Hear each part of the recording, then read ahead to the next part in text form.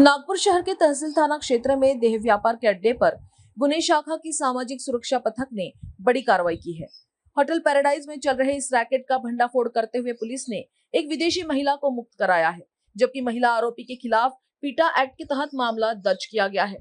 घटना तहसील थाना क्षेत्र स्थित सीए रोड के होटल पैराडाइज की है, जहां पुलिस ने 2 जुलाई की शाम 5:30 बजे से लेकर 3 जुलाई की रात 1:55 तक छापेमारी की।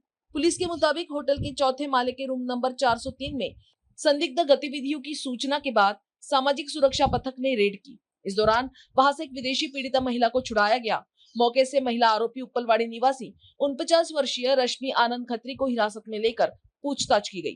कार्रवाई के दौरान पुलिस ने घटनास्थल से कुल 39,010 रुपए मूल्य का सामान जब्त किया है, जिसमें 2 मोबाइल फोन, नकदी 5,500, एक डीवीआर, काउंटर की रजिस्टर और अन्य वस्तुएं शामिल हैं। जहां इस मामले में मुख्य आरोपी कृष्ण कुमार उर्फ राधे देशराज फरार बताया जा रहा है, जिसकी तलाश अभी जारी है।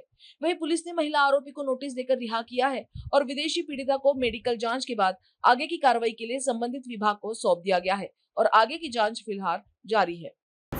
एसएसवी पथकाला काल माहिती प्राप्त झाली की हॉटेल पॅराडाईज या ठिकाणी एक रशियन नागरिक असलेली महिला ही देहव्यापार करण्यासाठी येणार आहे।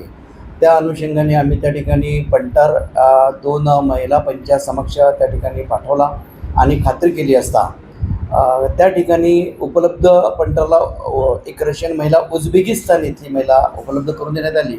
त्या पीडितेची आम्ही त्या ठिकाणी सुटका करून तिला सुधारगृहात रवाना केले। तसेच तिला देहव्यापारासाठी त्या हॉटेलमध्ये येण्यासाठी प्रवृत्त केले। तो आरोपी सध्या दिल्लीचा आहे कृष्ण कुमार देवराज।